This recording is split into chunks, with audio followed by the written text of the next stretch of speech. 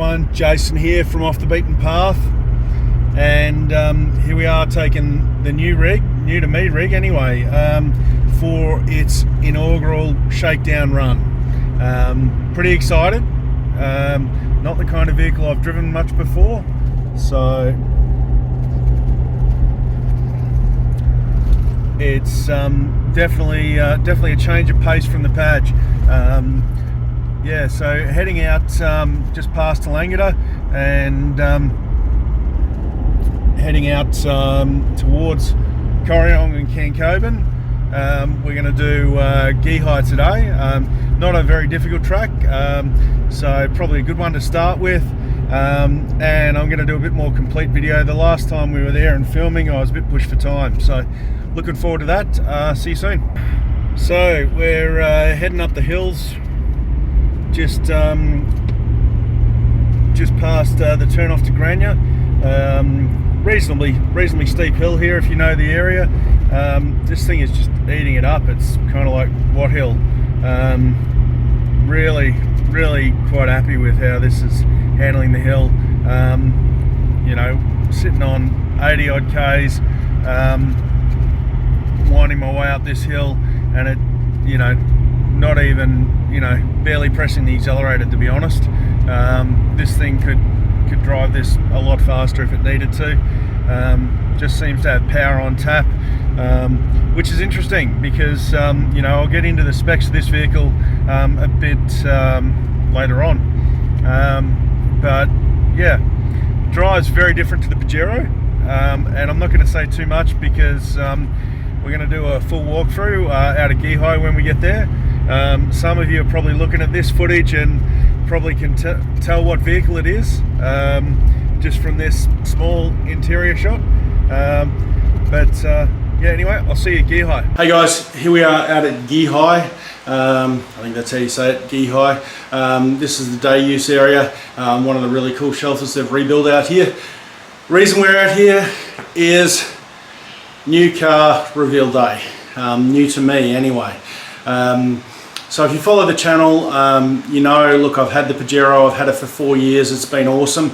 I've loved the Pajero and the places it's been able to take me, but I really feel like I've reached the limit of that platform in terms of particularly looking at doing longer trips, carrying more gear. There's a GVM limit that you just simply can't overcome with an engineering solution in the Pajero. It's not available.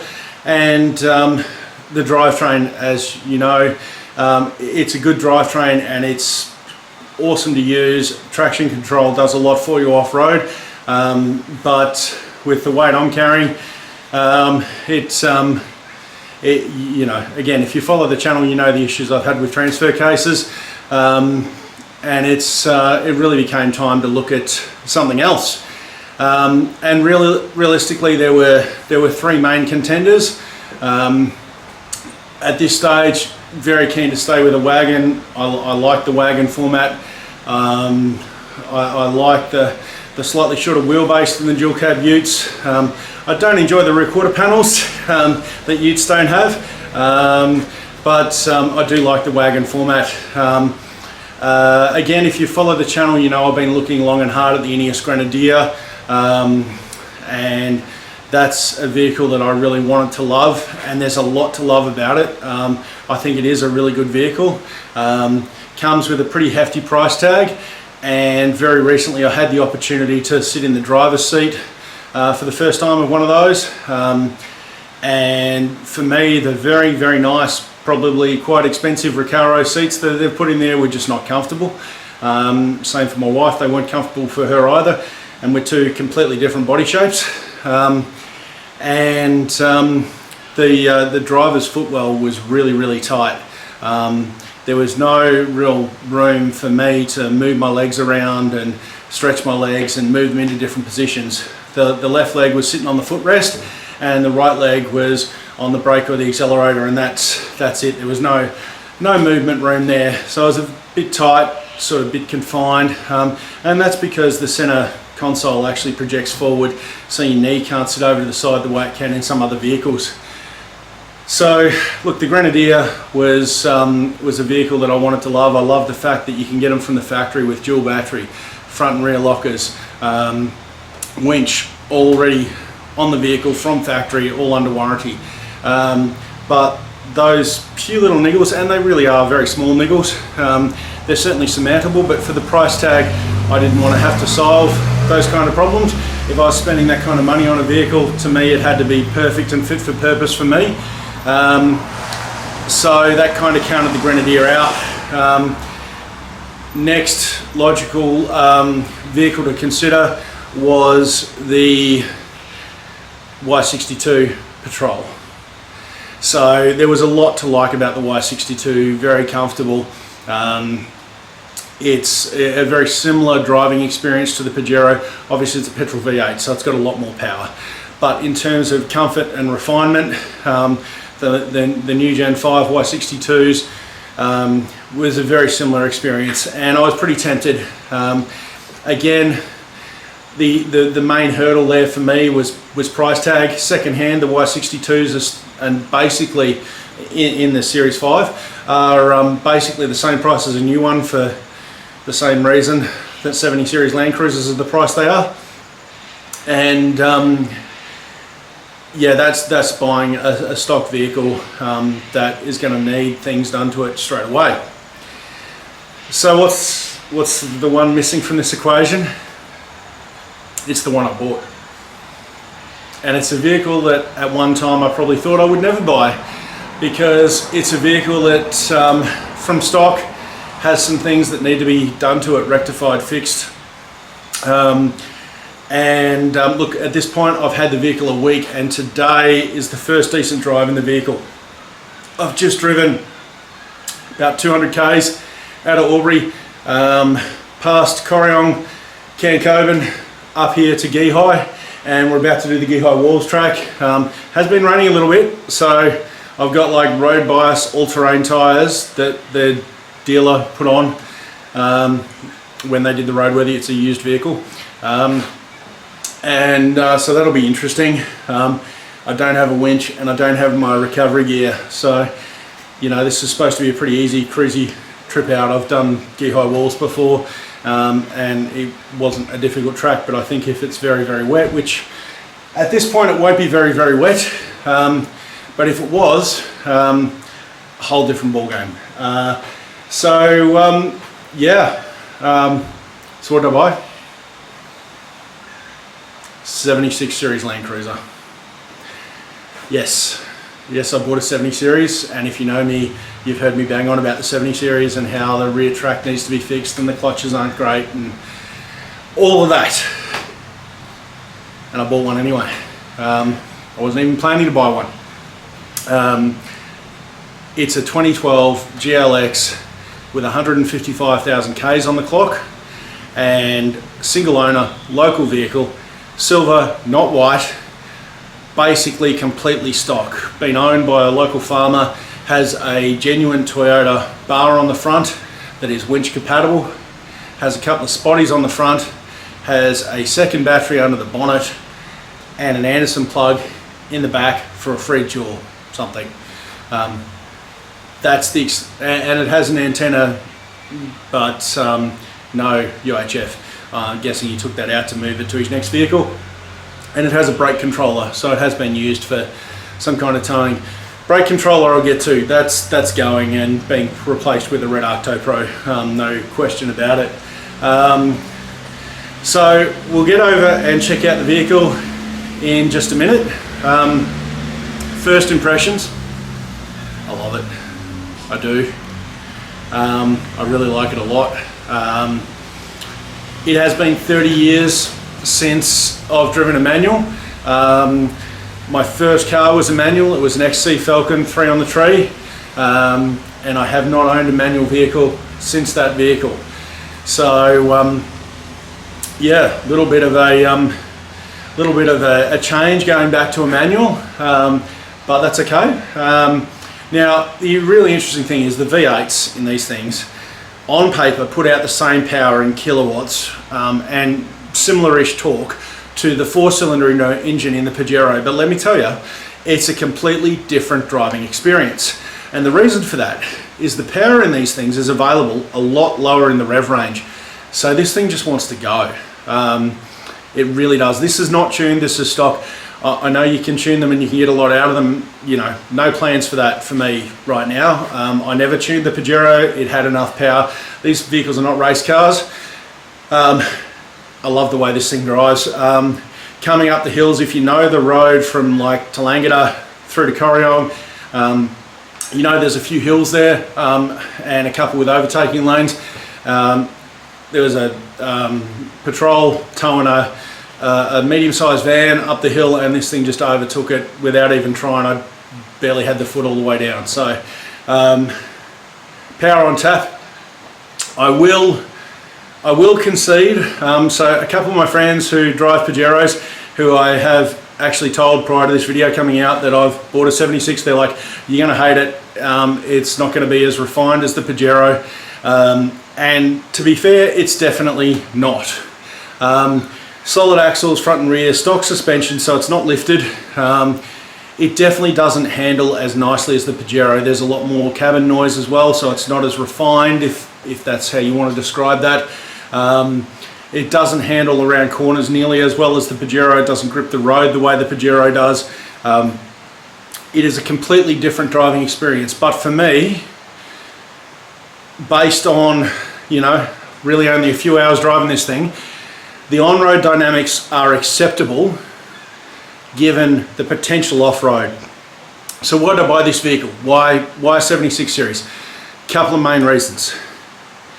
I don't think anyone's going to argue that the Toyota drivetrain, excepting the clutch, is recognised as being one of the strongest drivetrains available. We all know the GU Patrols are legendary with the strength of their diffs and drivetrain, but the Toyota drivetrain is no slouch. So it's a much stronger drivetrain than what I've had in the Pajero. Weight carrying capacity. So stock, the GVM on this thing is the same as the Pajero. It's about 3,000 kilos, 3 ton. So that is, you know, that is the same ceiling, but the difference with this is you can add another 600 kilos to that without even really doing a whole lot. You can get an off-the-shelf kit and not a lot of engineering required. If you want to go more than that, you can take these things up to 4.3 ton GVM with the appropriate engineering and installation. The other thing is, these have been around for so long, they're so popular, there is a myriad of aftermarket accessories. If there's something you want to do to this vehicle to make it fit for your purpose, there is a myriad of choices out there. There won't be just one thing that does what you want it to do. There's probably 3 or 4. There's a lot of people around Australia that are making parts for these things, aftermarket accessories for these things. So really it was the drivetrain, the GVM capacity, and the ability to customize and modify the vehicle fairly easily with off-the-shelf aftermarket parts that has led to this decision. And it was something I've been thinking about for a while, but I wasn't planning to do anything. The Pajero is actually still on lease till September this year, so yes, the Pajero will be coming up for sale, of course. Which it'll be sad to see the Paj go. It's got me back out forward driving, and I've certainly loved the vehicle, but it's time for a change. With that in mind, let's go and have a look at the 76.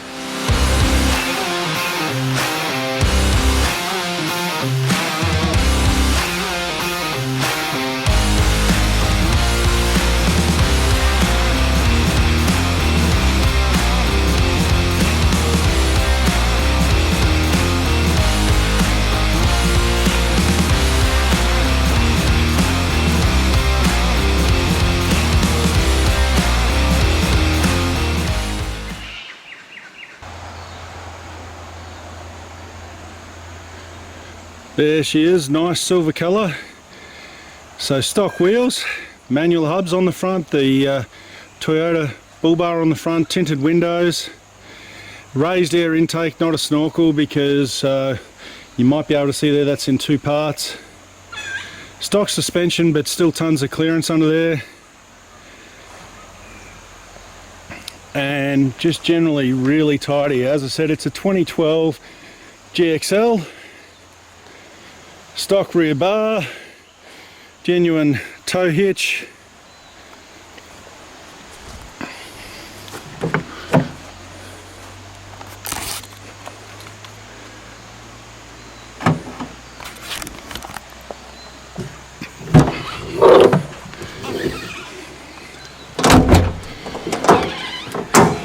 So you can see the back storage area has definitely been used.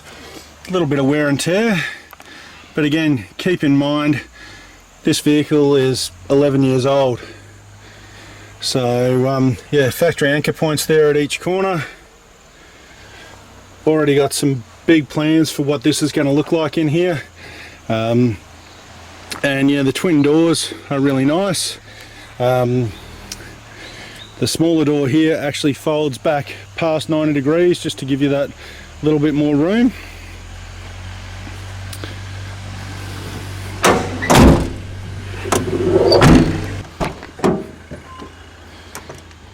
So yeah, she was pretty clean. A little bit of dirt in there from just today really.